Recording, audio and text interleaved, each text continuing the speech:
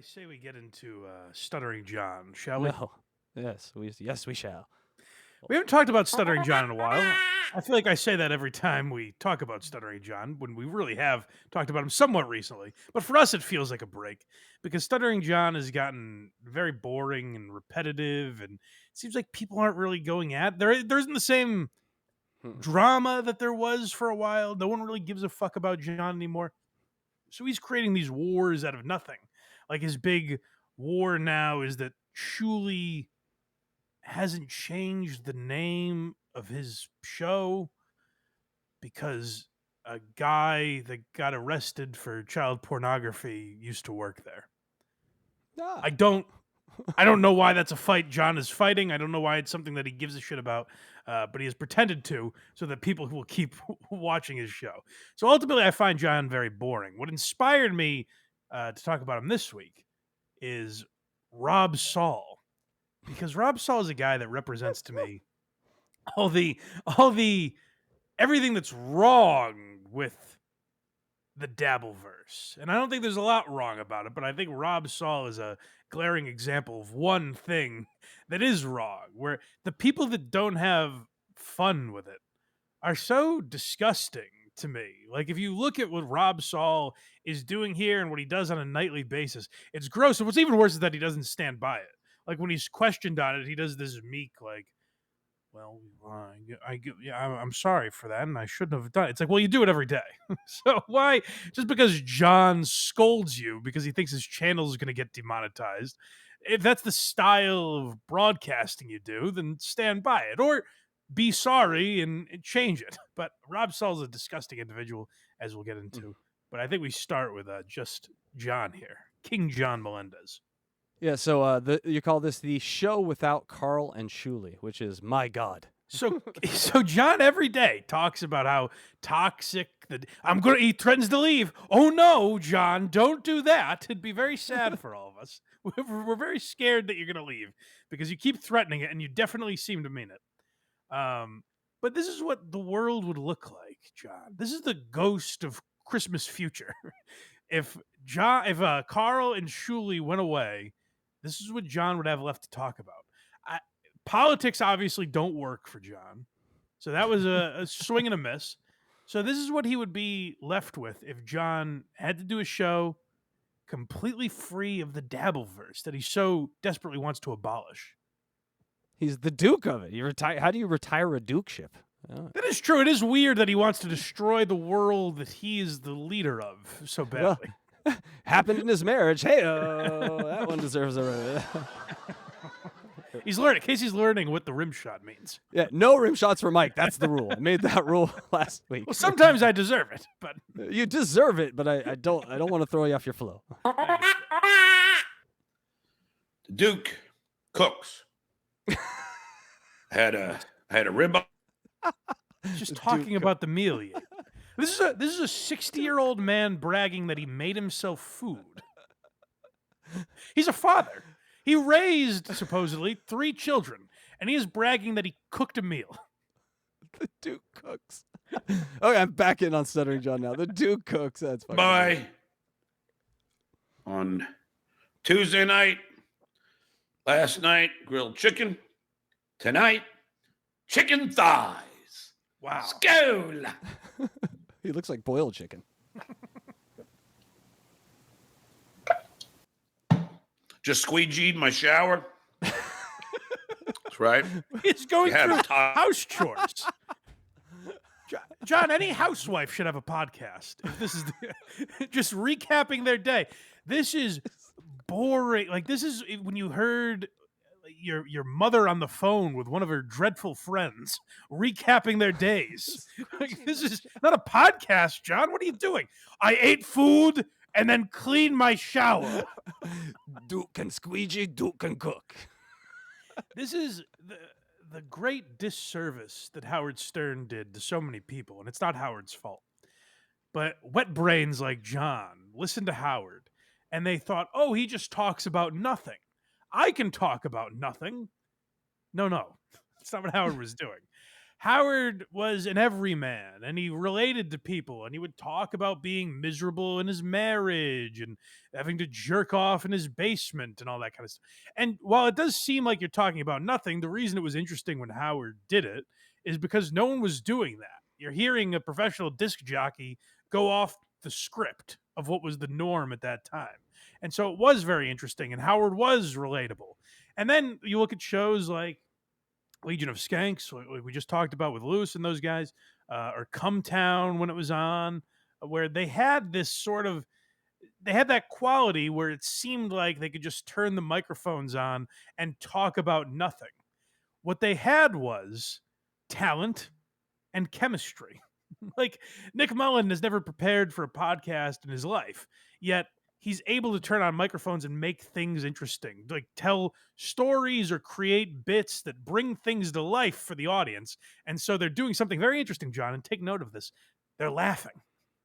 They're having an experience where they're enjoying what's being said, they're relating to it in some way, and they're laughing. That's the main ingredient, is the laughter, John. You telling us quite literally, I cooked for myself and cleaned my shower. Do you hear how boring that is, John? And John, if he ever hears this, will say, that's the difference between me and Blind Mike. I'm interesting. He isn't. No, that's not true, John.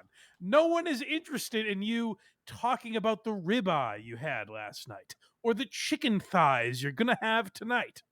That's not it. What people find interesting about you is what a buffoon you are. What a complete moron. And how every day you prove that and validate it for us. That's what people find interesting. And you keep stepping on rakes and embarrassing yourself in new and fun ways. Like what's interesting about John is like threatening to get the FBI involved with me and OJ and Tukey. You know what I mean? Like three guys that literally did nothing to him. And he's like, we're going to get the FBI involved in this. Like Lady K and Shuley are one thing. That's a long-standing rivalry.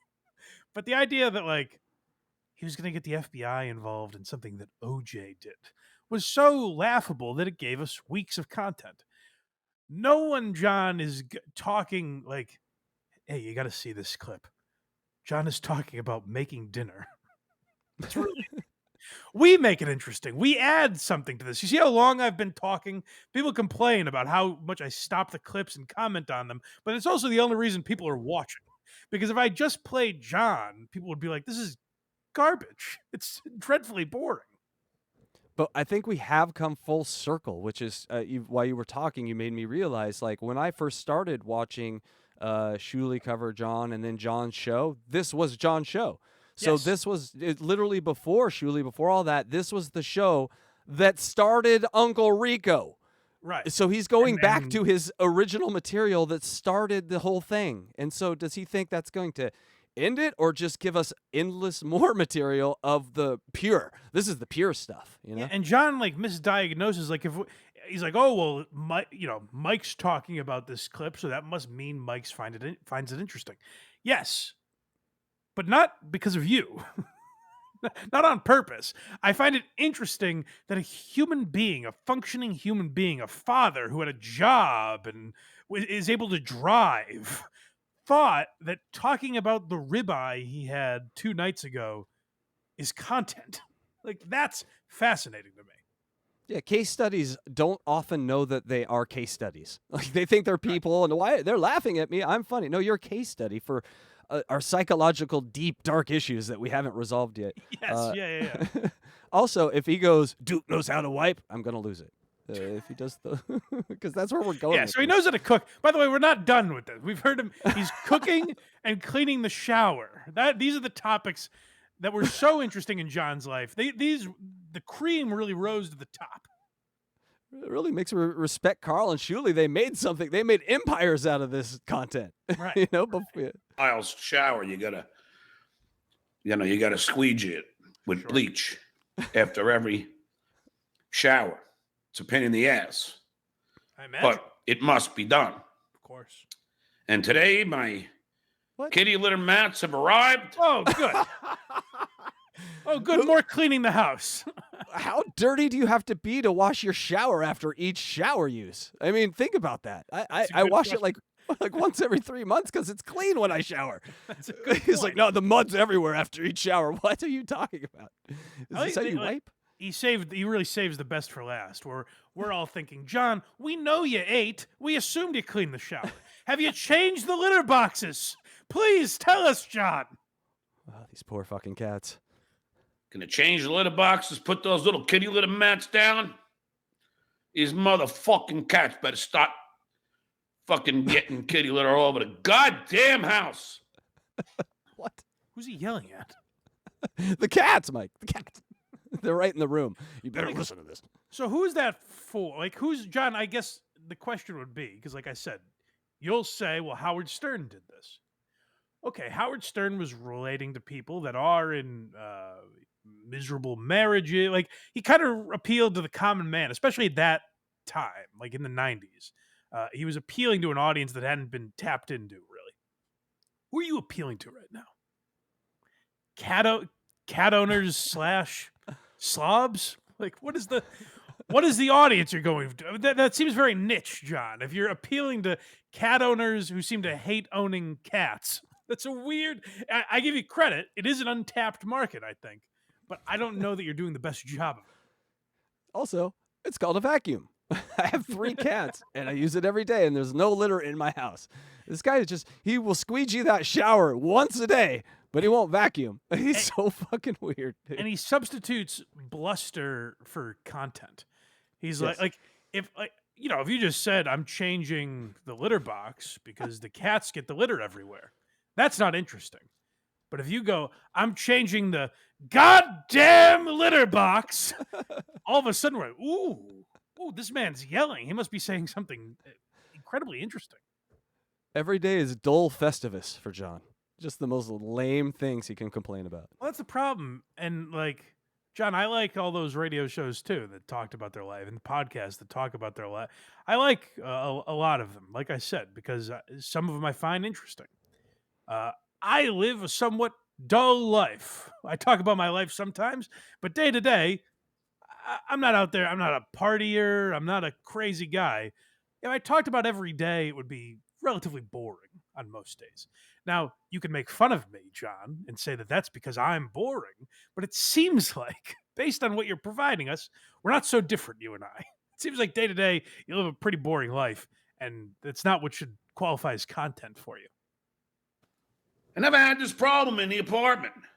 Oh, interesting. Never had this problem in the condo. Suddenly I have a nice, beautiful, brand new house, and these fucking things give me fucking hell. It's not even Xavier. It's Wolverine, that fat fuck. Oh, good. I was hoping you wouldn't point fingers at one of the cats, but I'm glad. I'm glad they've been shamed by name now. I'm glad now we know who to point our anger at when we're writing nasty emails. We know to send them to Wolverine. Thank God it wasn't Xavier. I think much higher of him. I'd hate to hear that. As if we're tracking John's cats. Like, oh, he's always giving Wolverine the business. When is it going to be Xavier's time to pay the penance? And Mike, they say cats are mirrors of their owner, so he just called his cat fat and lazy and tracks mud through the house. So and he drinks, and he doesn't really know his kids that well. That cat's not paying its child support on time. This fucking cat is the cat's always talking about how great he used to be on the Stern Show and Leno, but doesn't really talk about what he's done in the last 6 years and how he's embarrassed himself. These stupid fucking cats. That cat would scratch the shit out of the dues pail. This cat clearly has a drinking problem, but brags about not drinking until 2 p.m. because that really proves to everyone he's not an alcoholic. These dumb cats. Dog. A large dog. Oh, go back a little bit. I want to hear John tag his joke where he talks about his cat. And the guy, folks, this cat is so big. How big is he, you ask? It's not even Xavier. It's Wolverine, that fat fuck. This fucking cat is the fucking size of a fucking dog. A large dog. Yeah! He got there. I thought he wasn't going to stick the landing. When he said the cat was the size of a dog, I was like, John, some dogs are pretty small. I don't know. I don't know if this bit's working. And then he goes, a large dog. And are we all on the floor now? John, this cat is the size of a Labrador retriever? I doubt it.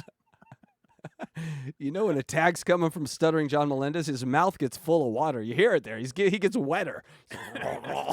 Here comes the tag. This one's called Cool Friends.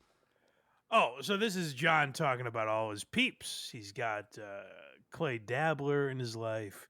We're going to hear from Rob Saul. And what John likes about these people is they have a certain swagger to them. It's not simply that these people will talk to him. He wouldn't have said the same thing about the Quad Father or DG or any of these other people that have pretended to be John's friend. He certainly wouldn't have said that about every single person that's entered his life at some point until they aren't cool all of a sudden. This is how cool the likes of Clay Dabbler are. I want to thank Clay Dabbler for coming on the show yesterday. Clay seems to be a fan favorite. And I know why. Because he's loyal, he's loving, Yep. and he's cool. Yep. That's all. What a ridiculous comment.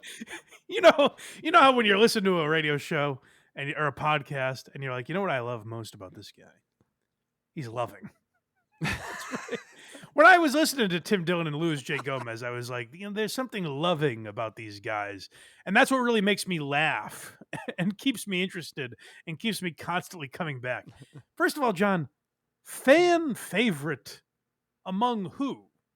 Like, I don't have a problem with Clay Dabbler. I think he's much better than Rob Saul. And I also think he's up to something, mostly because his name is Clay Dabbler. That's what really tipped me off. I suspect that's not his last name. He gets in some good barbs to John, and John's like, he realized that John doesn't pay attention. Right. John just sort of like, he's looking ahead, and if you kind of just jab him in the back with your pencil, he's not really going to do anything. And so he's kind of developed an art form of like this subtle troll. Yes. I like it. Yeah, I actually kind of like Clay Dabbler. I know many people don't, but I don't think anyone is watching and going, you know what I love about Clay Dabbler so much is that he's loving. Also, what fans are you talking about, John? Because all I hear is people like, I've heard every other show talk about what a piece of shit Clay Dabbler is, and these are the people watching your show, John. Who are you talking about? Like, I guess he means Dirty Deeds and The Legend, who he criticized the other day, by the way, for not giving him money on his birthday. That's how you know a true friend. But yeah, no, Clay Dabbler is really cool, and that's why we all like him so much. It's like watching Ocean's 11. You're like watching the heist. You just don't know how it's going to end. We're all watching this together. And much like watching Ocean's 11, you're like, oh, these guys are all friends, and they're so cool. And loving. Yes. Brad Pitt is so loving. Yeah. And that's a fact, Jack. And you don't get a lot of loyal people in this dabbleverse. No, I guess that's true. What color is that shirt? He has a white shirt on, Mike, but it ain't white. It's like a brown. And the collar, it's seen better days. If you remember when he interviewed Ivy Supersonic, he had too many T-shirts. He was up to his eyeballs in T-shirts. That's right. So that's just one of the millions that he has to sift through in the morning. It's not very easy. Especially when you're the Duke. No, I imagine that's a tough title you've given yourself. This one's called Quite a Promise. Imagine giving yourself a title and then complaining about the responsibilities. Oh my God. The strenuous paperwork you have to go through when you're the Duke. Wait, you hired me as a judge, and what am I supposed to do? No, I'm not doing that. I'm not going to judge a thing. The Duke is someone, now people call him that mockingly, but no one called him that. John just realized it was alliteration, and he's like, oh, I could be the Duke of the Dabbleverse. He saw that one Warriors clip, and he latched on for dear life. Did someone start calling him that, or did John just come up with that name? I think the JJ Dabbles or B Dabbles, whoever the fuck his name, he does the songs for the Shuli Network in the morning. Okay. John heard a song he liked, and at the beginning of that, I might get this all wrong, but there's a clip of the Warriors of the guy going, "Oh, we're in the Duke's territory. You don't want to mess with the Duke." Oh, that's where And then, that's where he found that clip. yeah, it's from the movie The Warriors, and then John Yeah, just yeah, had yeah. a boner, and he's like, "Oh, that's from a movie. I'm taking it." Well, he is the Duke. I know that much. He is But yeah, like he anointed himself the Duke, and then he's so worked up about all the duties the Duke carries. It's very arduous. Oh, quite a promise. Did you want to set this one up? Oh yeah, so so this they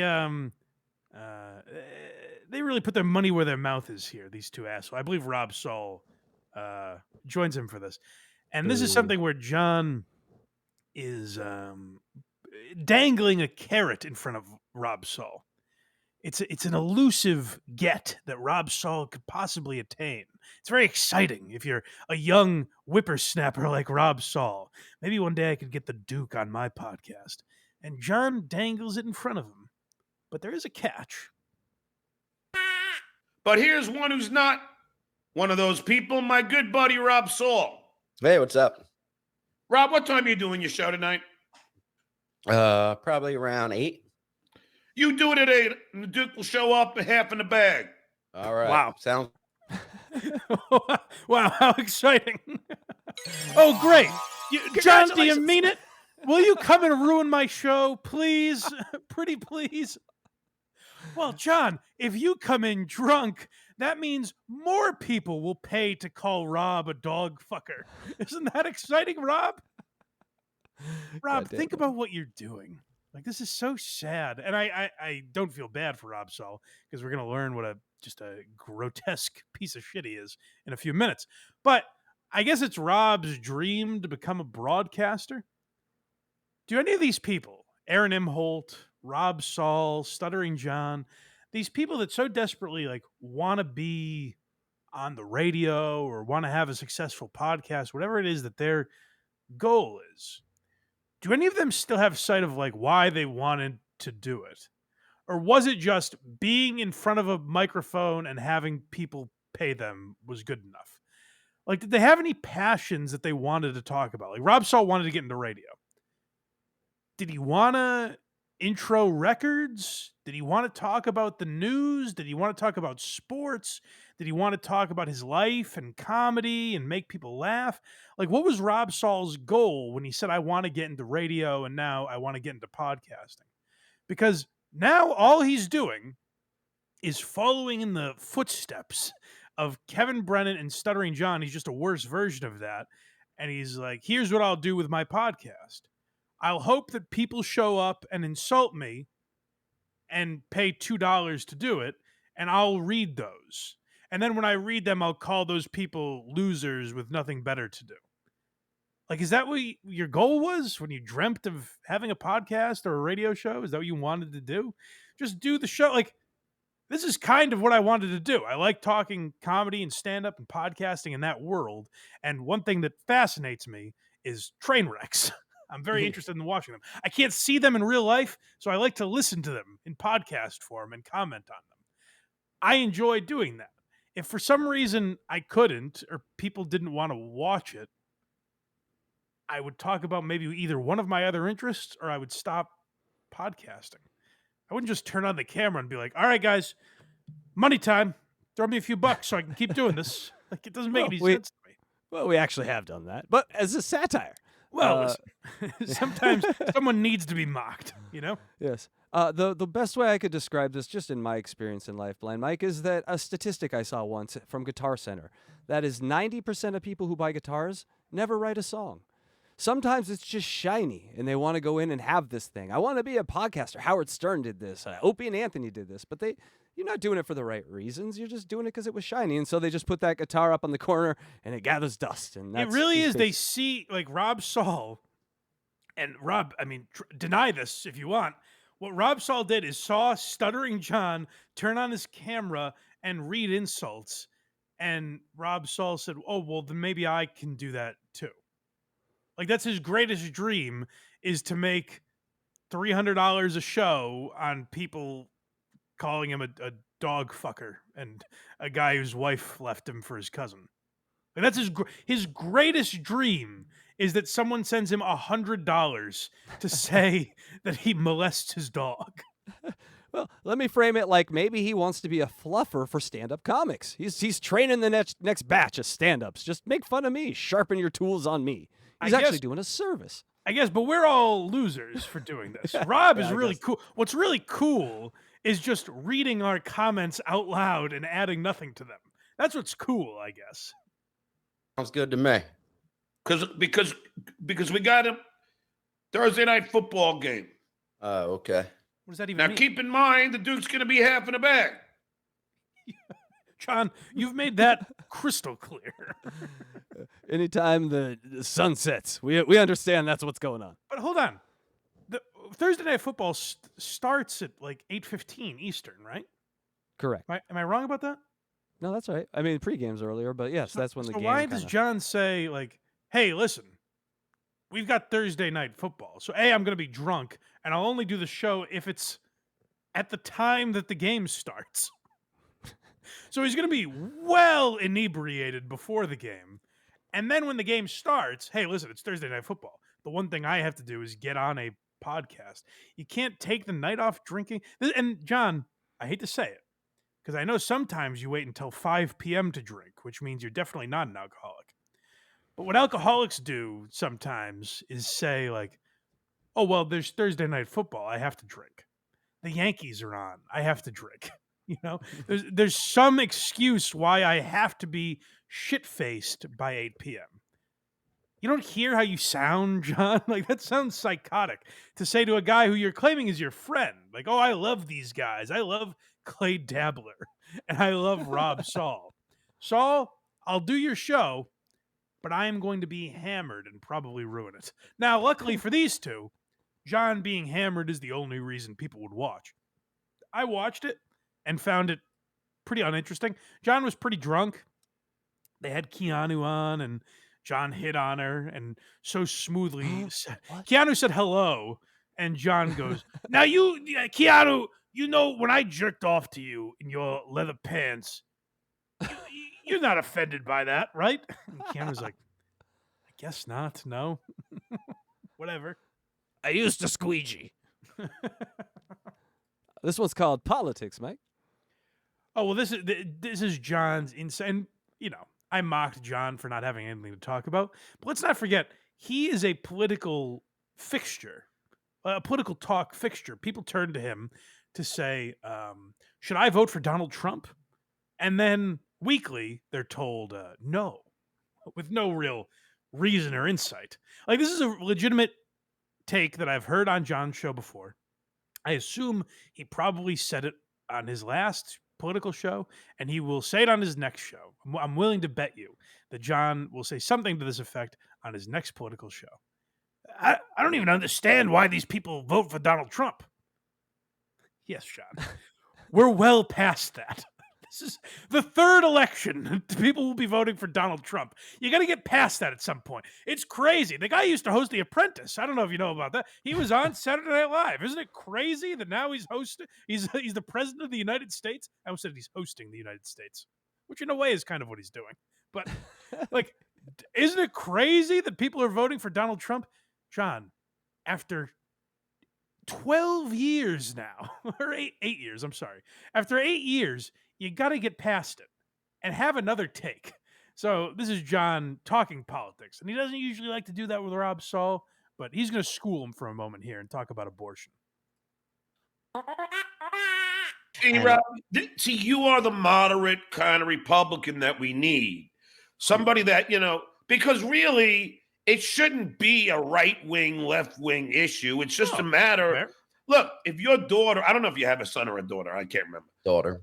But if your daughter got raped, you'd want her to have an abortion, wouldn't you? Yeah. Oh. First of all, John, this is a man he loves so much. I don't remember if he got I don't even know if your kid's got a prick or a twat. In my case, it didn't matter. You know what that is, Mike? That's loving. That's the definition of loving. Yeah, no, right he clearly loves these guys. Jesus I don't remember what your kid is, but is it a boy or a girl? And Actually, no, I'm sorry. He didn't ask. He said, I don't remember if your kid's a boy or a girl. And Rob I'm says, gonna ask. Rob says, well, it's a girl. I have a daughter. And John says, but hypothetically, if your imaginary daughter was raped. No, John. I just said she's very real and she's very young. And you are now on a podcast talking about her getting fucked against her will. Yes, but Mike, at least the wives are off limit, right? That's the next clip. Oh, well, let me hear that again. I just want to hear once Oh, more. you want to hear the I want to hear John ask that one more time. I want to fully get demonetized and hear John ask that again. Hold on, there we go. Because really, it shouldn't be a right-wing, left-wing issue. It's just a matter I don't think I went back far enough. Hold on. No, you did. Oh, okay. Sorry. Republican that we need. Somebody that, because really, it shouldn't be a right-wing, left-wing issue. It's just a matter. Look, if your daughter, I don't know if you have a son or a daughter, I can't remember. Daughter. But if your daughter got raped, you'd want her to have an abortion, wouldn't you? Yeah. Boy, what a deep take. It's like Rob Saul wasn't even there. He's just kept going. If your daughter got raped, wouldn't you want to have it? What a leading question. Yes, I suppose that's true, John. I would. So in John's mind, Karl is actually leading a perfect life because with no kids, there's no one to rape. Congratulations, no chance, Karl. That's true. There's no chance of that queer's daughter getting molested, and that's Craig can come over anytime. So yeah, wives are off. You're right, Casey. I've heard this from John for a long time. Even the mafia doesn't mess with family. So he's going to reiterate that point here. And you know what? Credit to John. Credit to the Duke. The Duke points out his foibles. The Duke is not perfect. So he points out that even he can fall victim to the salaciousness of trashing someone's family every once in a while. He, too, is not without sin in this game. I mean, see, here's the thing, Rob, and now wives should be off, off they should not be included. Absolutely. Yes, I included the shit where it was only because of all the shit they did with my mother and the shit that they said about my kid. So I retaliated. But have I shown a picture in a while? No. Wow. Well, that's very big of him that he hasn't doxed Shuli's wife recently. He did it a while ago. So no big deal.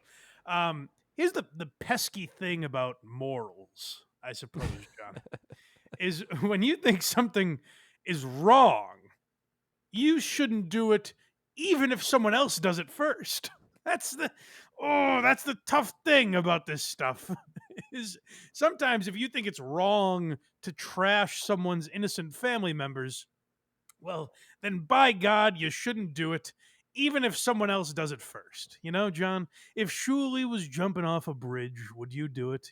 Try to live by that code.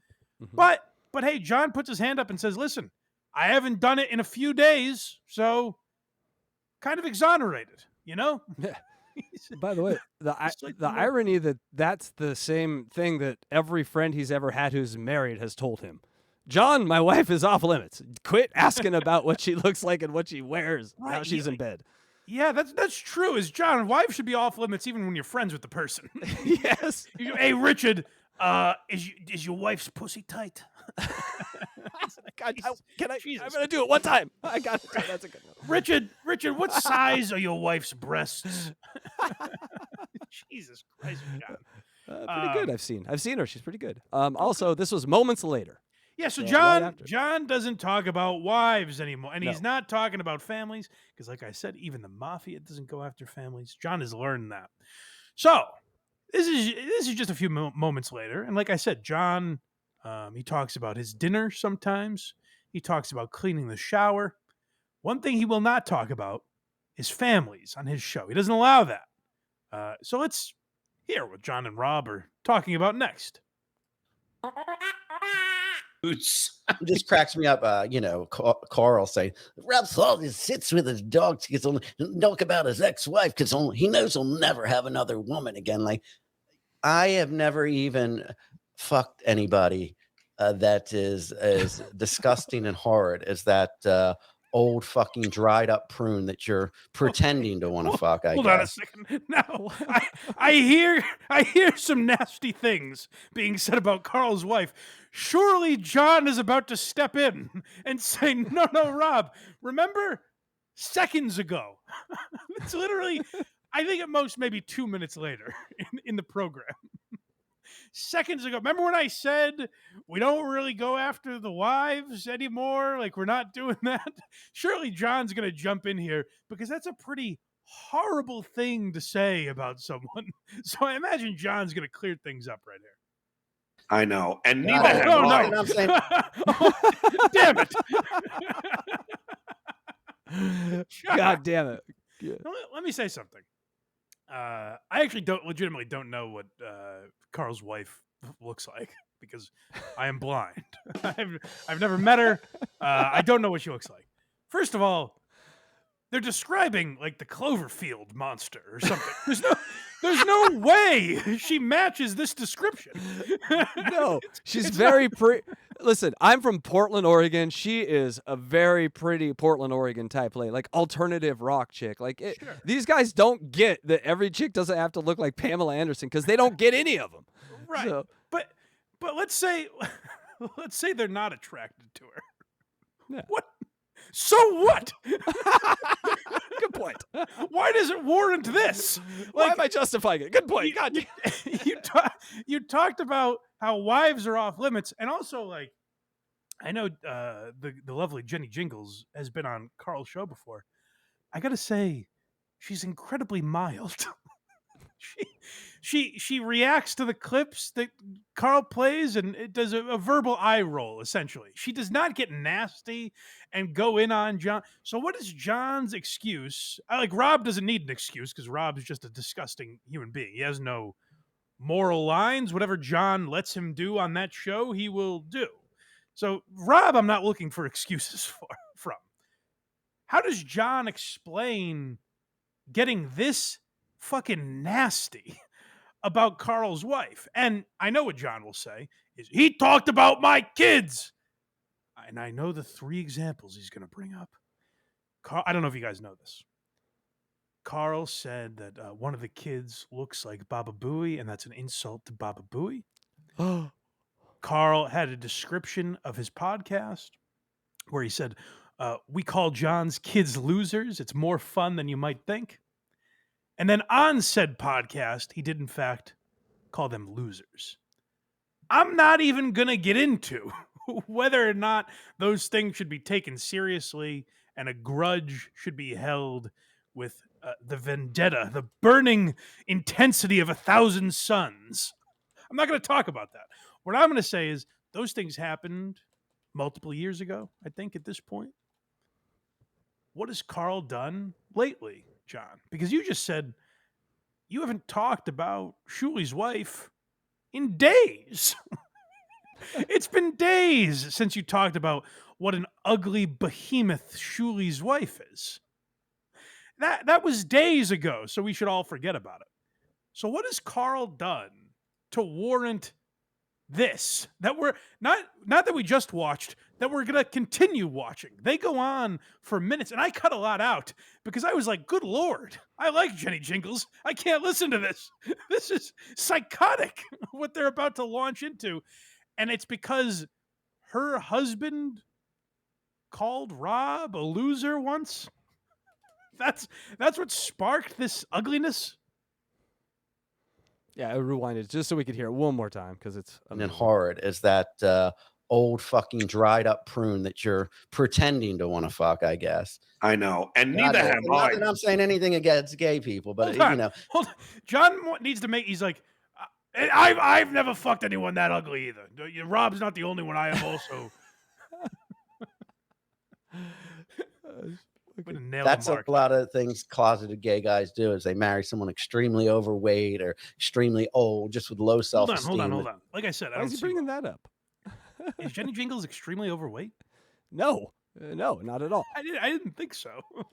They started telling on themselves in the middle of this. What picture are they seeing? Just whatever they want to. Yeah. That's what's great about being a crazy person, Mike. You can just create your own realities and you exist in them. She's enormous. Remember, this is loving. This is their reality, where this is Right. loving and normal behavior from two men talking about another man's wife. This is I don't know if I guess I credit Karl because he just kind of stayed above it. Like what assholes these guys are. Like this goes beyond like a fun ball busting thing. And to John and Rob, I would say, why do us losers like who are these podcasts or Tukey or Cardiff or any of these guys? Because like when you're watching this, you're like, oh God, what disgusting human beings these two are. Like this is not fun. And again, when I talk about like sometimes I feel like a hypocrite, like the Tim Heidecker thing I mentioned before, because like I before I was on Kirk's show, I listened all the time, and before I worked at Barstool, I was a fan of Dave Portnoy, and I used to like Opie and Anthony and all that. Like those guys would get this nasty sometimes, and I think like, am I a hypocrite for criticizing these guys for getting this vicious with someone when I wouldn't criticize all those other guys?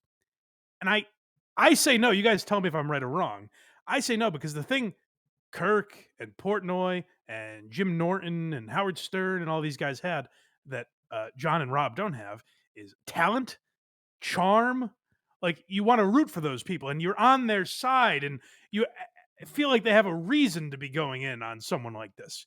Fuck anybody that is as disgusting and horrid as that old fucking dried up prune that you're pretending to want to fuck, I guess. I know. And neither have not I. that I'm saying anything against gay people, but that's a lot of things closeted gay guys do is they marry someone extremely overweight or extremely old, just with low self-esteem, that's just happy to have someone marry them and be with them. What a And, strange thing too. Like Jenny Jingles is a performer. I wouldn't assume she has low self-esteem.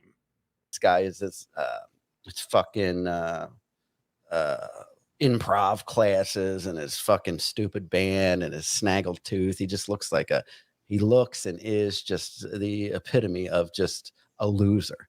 Yes. And you would never even, and including my ex-wife when she was in her prime, you would never even be able to come near to even touching the type of women that I've had. Children, they're like, no, I've had hotter girls than you've had.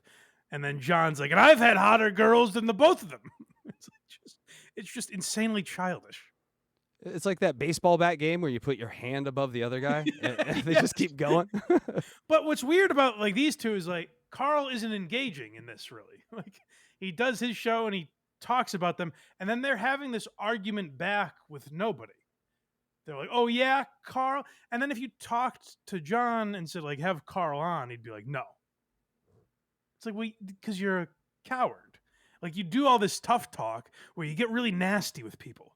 And then if they asked you to do it like in any sort of real sense with them, you would be afraid to. Like, I don't know if Karl would have any interest in having Rob on, but I assume if he had him on WATP, Rob would say no. And if Karl said, well, then I'll go on your show, I think Rob would say no, because I think they're pussies. Like you hear how Rob is when he says something that could be against YouTube's terms of service. John's like, will you apologize for that? And Rob's like, I'm really sorry.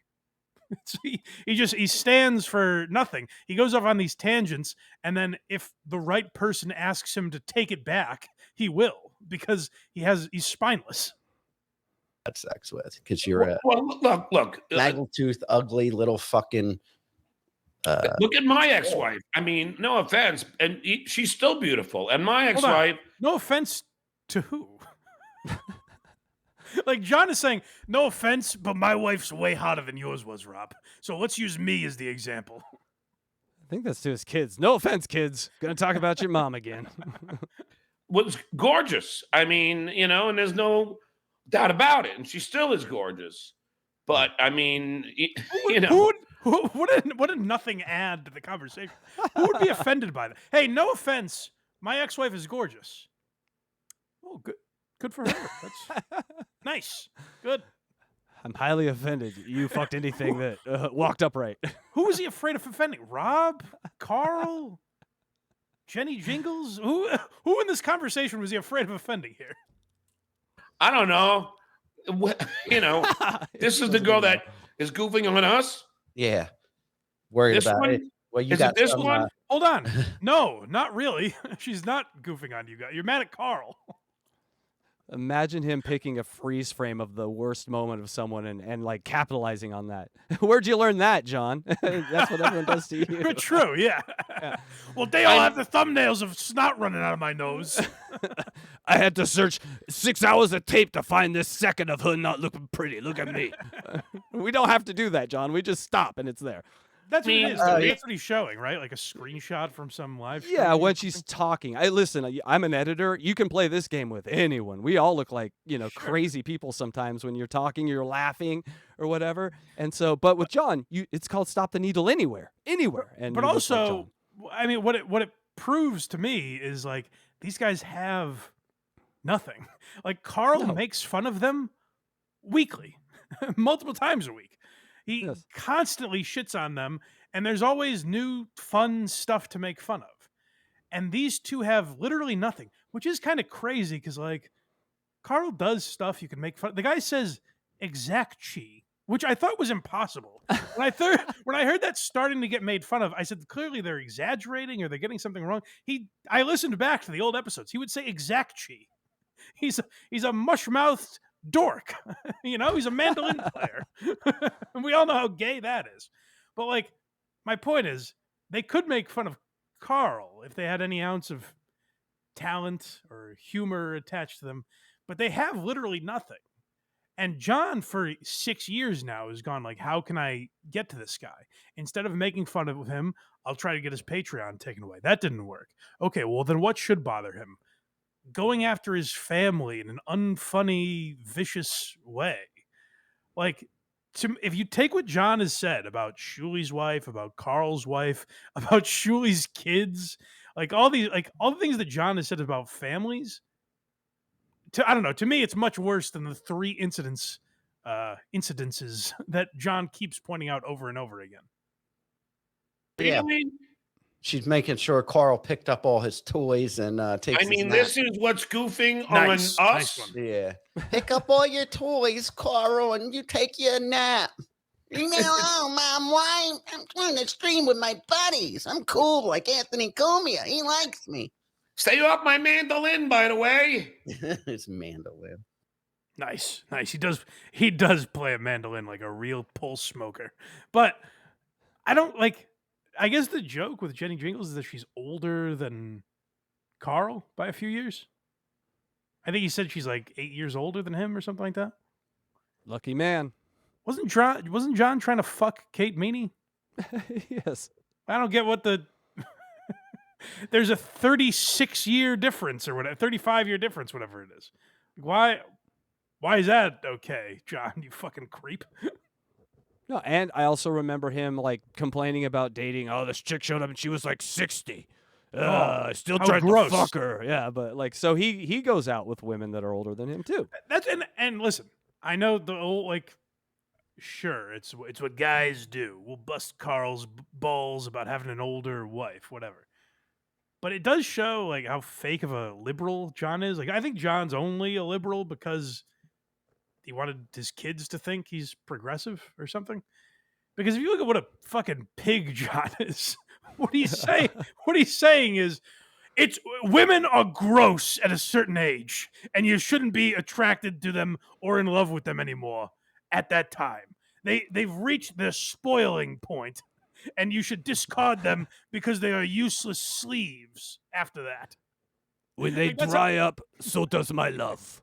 That's how John views women. Like when they hit their expiration date, you should discard them. And listen, if that's how you look at ladies, I'm not gonna wag my finger at you, but I will when it's someone like John who pretends to be this liberal, who's for progression and equal rights.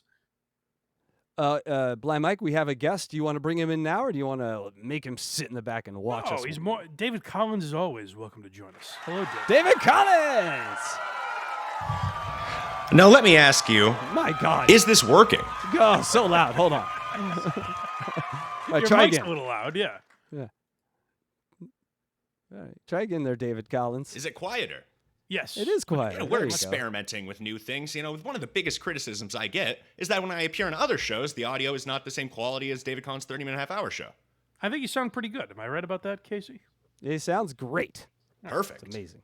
Boy, what a have- great day. Good morning, everybody. I'm sorry I'm so late, and I just wanted to appear briefly and see what was going on this morning and talk about something that I think I'm going to be working on with the Blind Mike Project in the future. But what am I interrupting? Oh, well, we're talking about Stuttering John at the moment. Yes, there is a project that I've mentioned to David, or he has mentioned to me, that we'll talk about before he gets out of here. But right now we're talking about Stuttering John. And I mean, Rob, basically, David, if you've missed it, Rob Saul has been so nasty to Karl's wife that it's bizarre that this is considered like a comedy show. Like he's getting really disgusting here. Yeah, Right, this was is called. it- I thought he Nasty did a Boys. political show. Yeah, I mean, well, that's what's weird too. Is like if you tune into John for politics, imagine getting this at some point. Yes, Nasty Boys is what this was called. They really, I mean, these are really some nasty boys And- if you hear and- them speak here.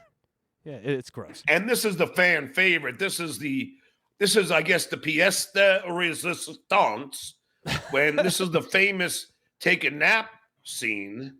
Ah, yes. There's his mom wife. Ugh, look at that fucking skanky pig. Is that Rhea Perlman? Yeah, nice neck. Ugh. I don't understand. First of all, Welcome, they're calling David. her ugly, but also skank. It's like I don't really Married get that. woman. Yeah. Yeah, but the nap thing, if I can comment on that, I get someone has to explain to me why that's funny. Like, I assume maybe they had a long night ahead of them or something, and she was like, "Oh, you were up early. Like, we have to go out later. Did you take a nap?" I don't find that crazy. And then Karl's answer was no. So I guess if you want to call her mom wife, he was breaking the rules, man. Isn't that cool? Like, I don't really get what was so fun. David, am I missing something? Is there something crazy about taking a nap in the middle of the day? Well, a little bit. You know, you only have so much of the day. You really shouldn't waste it. But they're That's breaking fair. That's fair. they're breaking a really cardinal rule of broadcasting. You never want to go after a host's partner. A lot of people have lost their careers over that. Yeah, I find it to be an odd approach, but at least they're doing it with grace here. Can I fuck the folds in your neck, mom wife? Jesus. Yeah, Christ. leave me alone. I'm with my buddies on the internet. We're gonna meet up in Rochester. So I don't know why he's commenting on you. I mean, it's just Yeah. like, What a Really? scumbag I am. He's talking commenting about- on Rob because Rob does a show and Rob is on your show. That's why, John. John's always asked, like, he's been searching for 6 years for this explanation. Why people think they can make fun of him. Because this show's being posted on the internet, John. No one's going to your home, you know? Like, no one's finding your family and doing these things you claim. If someone called your mom on Christmas Eve or whatever the fuck, like, they're wrong. They've gone a step too far. But that's got nothing to do with me. It's got nothing to do with Karl, or I don't know if Shuli's involved in any of that stuff. So find something new, because you break every rule you claim to make for yourself. Like, listen to the way these people are talking about this woman that they don't know, and yet still think like they have the moral upper hand. Like, oh, Karl and Shuli are bullies. I've heard them say that. Like, they bully this poor guy, Stuttering John. This doesn't sound to me like a guy that's incapable of defending himself. He's on the internet. We're gonna meet up in Rochester. so I don't know why he's commenting on you. I mean, it's just Yeah. like, What a Really? scumbag I am, talking about how I am as a husband, father. I mean, just a total trash bag, you know, because he never made any mistakes with his kids. Oh, because you can't have them because your old fucking ugly wife, who you're probably not even fucking, you closet case. just And, do They're it. really piling a lot in there. Like, he wants to have kids but can't, but also he's gay and she's a beard. Like, there's a lot in there to digest. Closet case is an expression I've never heard before. Yes, well, they're saying, I don't know if you know this, David, Lady K is a bit of he plays for the other team, as they Right. used to Well, I say. can understand. You know, I met him in person. I get why people get that impression, but I don't Sure. think that's the case. Yeah. No, I get that. I totally get as well. But then you look at Jenny Jingles and say, okay, he's a happily married man. I must have been wrong. My first instincts were wrong. You know, she refused to. She avoided the part of the house that I was in. She even met Delicious. I never met her. Really? Isn't that interesting? Well, at least you got to meet Delicious. So I'm not even certain. I would have to ask Delicious, but he's not a very good reference on something like that. You know, I'm not. If I was really investigating the situation, you know what I mean? Absolutely, yes. Yeah, David, get to the bottom of this. Is Jenny Jingles attractive? David, you're very good at not meeting people. I got to say, one of the best ever. Oh, well, that's nice of you to say. Jordan of not meeting people. Also, turn your headphones down a little. Yeah, just do it. Yeah, big closet case, got that old wife who, even if he wanted to, close his eyes and pretend it was a man and fuck it so he could have children, her eggs are too dried up and fucking disintegrated to have any children. Good Lord. And Yeah, I am getting angry texts right now from Electra. She does not like this. This turns the women against you. Really? I'm surprised, FYI. Electra. You don't find a man talking about a woman this way endearing. That's surprising. She doesn't even want to come on. She's just angry and texting me about it. and I love this one. And David, to answer your question, yes, that is how biology works. Eggs disintegrate. I believe that is medically accurate. So. Oh, David's muted now. God damn it, David. What did you do? This is a technical nightmare. This is a good day for Craig. Yeah, except everything was not my fault. I don't know. I told Electra I want a perfect show tomorrow, and of course this happens. David Collins, whatever you did, undo it, please, and then we'll keep watching. This is one of my favorites, Rob. I mean, these are grown men, Rob. Moonhead and Lady K get in There we their go. football gear Who's to the watch fat the guy? Dolphins. Yeah, I hear you, David. You're good. They should get We're just Don gonna- Lemon on the show. There we go. Vinny Paulino. And and they get in their respective football outfits to celebrate, to watch their game together. Yeah, that's That's the one thing that is true, is that Karl is terribly gay for Vinny. I was actually on the stream they did where Vinny watched Tom Myers. I thought it was going to be some time between me and Vinny, and of course Karl has to scamper in there. Oh, was someone talking to Vinny without me? He has to rush in for his boyfriend. So that, again, they hit on some good points. I just think the Jenny Jingles stuff is unnecessary. Yeah, it's a little mean, David. You're muted. God damn it. All right, David Collins. It's No, been a he pleasure. muted himself. No, he muted himself. I know, but I'm He's also just- hearing an echo. This has been a disaster. I just want to get through this show at this point. All right, David. Let's give a quick plug to David. David Collins' 30-minute half-hour show. He might be doing a show on this YouTube channel at some point. I want to talk to him about him when we can do it. You're gonna have Craig's to the work on only his one mic capable. situation before we get a show together, David. I think this is all Casey Day's fault. It is not my fault. I swear to God. Hit the mute button, David. There's a fucking. There you go. Say hi. All right, he's done. We're done. Yeah, I Sorry, can't. I David. can't do this all day. No. All right. So here we go. More John. Sorry, This one's David. called. Go check out David Collins' 30-minute half-hour show. He's back, by the way. New episode just dropped where he's out in the world. And sad news, he's fired Jerry. So there's some know. gossip going on in the David Collins. I know. Did you hear the other bit of gossip? Does he want us to say that on air? I don't know if it's our business. Oh, well, I'll just say this. He has a new #1 fan, and she's got a Yes. gash. She's got a gash. Boy, yeah. #1 that- fan. Now no one knows what we're talking about. I just said #1 fan. It's on the show. He says this is my #1 fan. So it's okay. We didn't break it. pondering over there because he knows that's the only tits he wants to grope or Vinny Paulino's. Nice. Uh, Nice. Hey, John, isn't that funny? As a father of 2 LGBT kids and a staunch progressive, isn't it funny that Karl's gay? Isn't that something to insult him for? Wonder why he wasn't invited to certain graduations. Yeah. You know? John, try making that joke to your kids. Like, hey, there's this guy. He makes fun of me all the time, but don't worry, kids. Your dad's not embarrassed. He suggests that he might be gay. Wouldn't that be humiliating?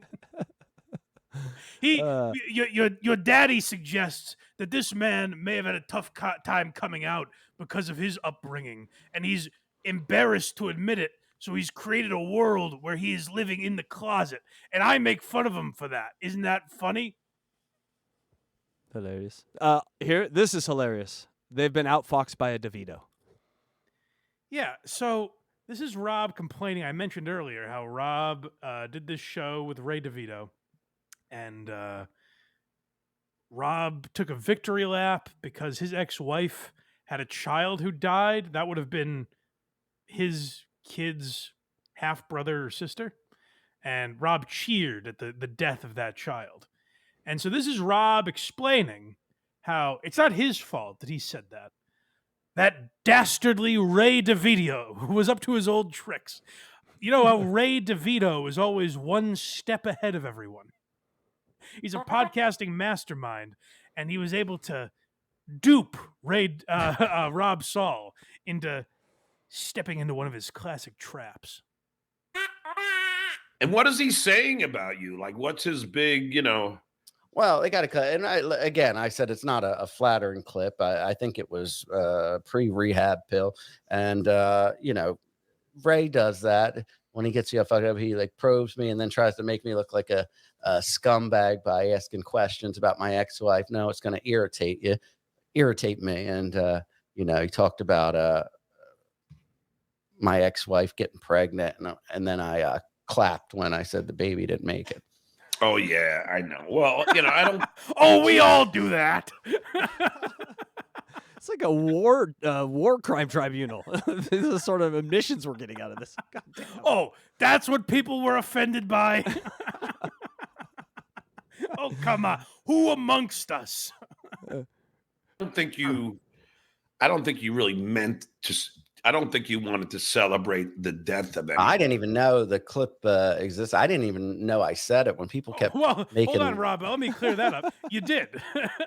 So, end of that confusion. You said it. Like the clip exists. We watch you say that's a hilarious defense to be like, well, I don't even know that I said it. Oh, okay, you did. And by the way, I don't personally give a shit. Again, I'm a fan of shows that would make jokes about things like that. Legion of Skanks, Opie and Anthony would make jokes like that. And I like those shows and I laugh. Rob not being funny, as the great Patrice O'Neill said, funny jokes and unfunny jokes come out of the same birth. So who am I to shit on Rob for attempting that joke? The problem is when these guys claim that they're being bullied, yet they make these jokes, and Rob's big defense is like, well, who has the memory? Who can even remember saying that they wish their wife's child died? Who can remember something like that? Loving, Mike. Loving. Yes. And the rap, because they pulled that back from, probably if it was before my back surgery, probably over a couple years ago. Oh my God! Oh, you said it 2 years ago. Well, then you were just a kid, Rob. You were just at the young age of 40 back then. What? They found those tapes of me calling those people those things? Oh no! Again, I don't want Nixon Rob. complaining. I don't want Rob to be in trouble for that. I don't give a shit that he was trying to be an edgelord, and it didn't come off as funny. You were like, oh, that is one thing I'll say. If you want me to criticize the dabbleverse for a moment, or my buddies at WATP or whatever, sometimes when one of these guys attempt a joke that other people would make and we laugh at, we look at them and wave our finger. I don't give a shit that Rob Saul made that joke. It came off gross. He didn't stick the landing. That's a thin needle you have to thread when you're trying to joke about your wife's child dying. You actually have to be funny in that moment, and Rob wasn't really. So I get it coming off good Lord, Jesus Christ. But him attempting the joke, I don't have a problem with. I'm not clutching my pearls at or anything. It's just the hilariousness of these guys saying we're being bullied. We are the victims and we can't defend ourselves. No. You guys are nastier than anyone. You're just not very good at it. This one next is called Childless. Yeah, so this is more of this I guess the only way you have worth is if you have kids. It doesn't matter if you're a deadbeat, which by all accounts, both of these guys are. They don't talk to their children. Collectively, they have 4 kids they ignore between them. So it doesn't matter if you have raised your kids right or have a good relationship with them. Just having them is what matters. Just pumping your load into a woman and having that pregnancy stick. That's what makes a man. So these two are going to describe what a queer looks like. Just such this great entertainer and so cool, but he's this dorky snaggletooth fucking loser with his Again, old ugly I gotta say fucking something. disgust. There's no one. I don't know what subreddit Rob is reading or what he subscribes to. Different things than I'm getting. There's no one that thinks Karl is cool. No one puts on Who Are These Podcasts or Who Are These Socials, Thursdays at 6. No one puts on that program and goes, oh my God. They pull their glasses down a little bit. Who is that suave gentleman? Oh, Is that John Stamos? No, it's oh Karl. my God. Is that Karl rides in on his Harley? Oh, that man is cool. Then he fucking plays a solo guitar riff and hops on the podcast. No one thinks Karl's cool. We all think he's a dork. Like, that's what these guys don't get is, oh, Karl has a popular podcast. People must think he's suave.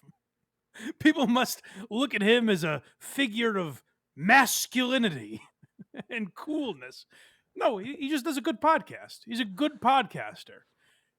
John comes from an era where, like, Howard Stern would yell that being a man is the most important thing, and the people that came after him weren't men.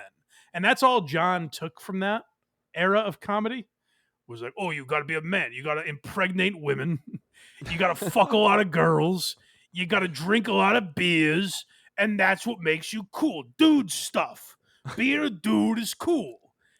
And it's like now we kind of live in a time where you can be a nerd and have a lot of people listen to your podcast. Don't I know it? You know, you don't have to put on this facade of being cool. Where is Rob getting this that people think Karl is cool? Is that a boat I've missed? It is not. Karl is cool. Like, if you know Karl, he's a cool guy, but I have not ever mistaken But he's the not like Fonz for Karl. suave. He's No. not. He ain't the Fonz, no. smooth. Yeah, he's not the Fonz. No. But, you know, nerds are cool in 2024. And that's, AIDS. He's this dorky snaggletooth fucking loser with his old ugly fucking disgusting wife. Oh God, Jenny got it, Jingles Rob. is Jesus a fucking Christ. horrific monster. Good Lord, please stop I mean, I it. guess he should be glad anybody would want to fuck I'm him. offended. It doesn't even involve me. It's the most coherent sentences guys put together. Congratulations. Still not funny. Lord. But there's not even proof that he does fuck her. No children. I mean, the guy is Proof. You need proof. People can say the same thing about you and your dog, Rob. No children. You're not fucking him, right? I'm just saying. We're the little Saul puppies. childless We'll get to the loser dog. that By the way, don't worry. Oh yes, we will. hangs out on the internet with his buddies. Like, Rob, what are you friends, doing leave me right alone. now? Rob, wait, stop. You're embarrassing her. Hold on. I feel like I'm rushing and jumping in slow motion. Rob, no, wait. This is on the internet. You're riffing with someone you pretend is your buddy. That's what you're doing right now, Rob. Stop before you look ridiculous. By the way, I got a text from David Collins because he tried to come back on. I just kicked Please him out. apologize to him for me. Well, he apologized to us because he admitted it was his fault, and he said, "I guess you could say I also didn't meet the moment." Hey-o. Well, send him my regards. Tell him I'm very sorry. David, I apologize. It's not your fault. We fucked No. up. But No, it's his fault.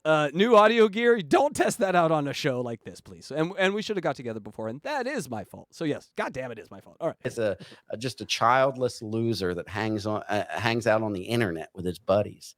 My friends, leave me alone, mom, wife. I'm with my friends. These are my buddies on the internet. I guess. I don't know. Isn't that what you're doing? Also, I will say, like, Karl, when I started listening to Who Are These Podcasts, I was like, oh, that's kind of crazy. Yeah, like, his friends are also decent podcasters, like Andy and Croge and producer Chris and Vinny. I was like, I don't really have buddies I can just call and be like, I would trust to be on the podcast and have it be entertaining. So I don't really get what he's going after there. It's just like they have nothing. I would say like I'm sure you could find stuff to make fun of on the show if you hated Karl. I wouldn't necessarily agree with it because I like the show. I'm on a show with him. I think we do a good job there. But like if you hated him, I'm sure there's stuff you could make fun of. But here's the problem. When John does that, that's where "just do it" comes from. That classic line. He finds a line he says once and acts like it's Karl's catchphrase or something because they literally have nothing. And again, when you in terms of making fun of Karl, they are swimming in the ocean and they're unable to find water. They can't find a drop of water somehow. This next one's called John Breaks the Tension. Oh, this is good. Well, you hear how uncomfortable Rob is being. It takes a talented broadcaster who's been doing it for 35 years, like the Duke, to say, I know how to segue out of this. Yeah, Karl. Yeah, keep talking about me and what type of women I'll get while you pretend to be in love with this old I don't know. hag Jenny Jingles. What a disgusting, horrific, Oh, God. rotting-looking corpse cunt of a wife you have. See, I don't know how MJ pulls this up, but of course, it's because of me, I have to show it. But this is me on Celebrity Fear Factor. What a terrific. John's not even listening. There's a man going on a tirade that puts Mel Gibson to shame. Mel Gibson looks progressive if you listen to those old voicemails next to what Rob Saul is doing. We had a second swordfish moment, baby. John's not even. Yes, there's a disaster happening. Rob is about to get this channel demonetized. And John goes, now here's me on Celebrity Fear Factor. It is such the swordfish moment. The towers are falling. You see how they bury his tits? His ability to just compartmentalize, to just focus on what he's thinking about is fantastic. It's amazing. And then it cuts off there, but it shows how spineless Rob is. Rob is on this rant. He's seething, talking about Jenny Jingles. What a cunt. Calling her, by the way, seems like the nicest. Again, I've never met her. Couldn't seem like a nicer lady. You know what I mean? Like, seems perfectly fine on that show. He's calling her the C word and all this. He's really going in on her. And he seems to be seething. And then Karl goes, here I am. I'm sorry, John. John goes, here I am on Celebrity Fear Factor. And you hear Rob go, oh. Like he knows, oh, now I have to kiss John's ass. Sorry. I got too wrapped up into my own stuff. Unbelievable, these two. Can I watch it one more time? I just got to watch the transition. Jenny Jingles. What a disgusting, horrific, rotting-looking corpse cunt of a wife you have. See, I don't know how MJ pulls this up, but of course, it's because of me, I have to show it. But this is me on Celebrity Fear Factor. He wasn't even listening. Those words didn't even affect. I mean, reading the temperature of what's going on. Those sentences, it feels like they're spliced together. Like you hear a man unraveling, attacking some woman. And John goes, here I am. Look at me. There's me. There's Joe Rogan. There's some other has-been that was on this episode. All right. Next we got the dog love. Yeah, so this I sent Casey late last night. Our boy Doom's Paya on YouTube. Go to blindmike.net for everything Blind Mike. Look at me. I did it. Kragers did it.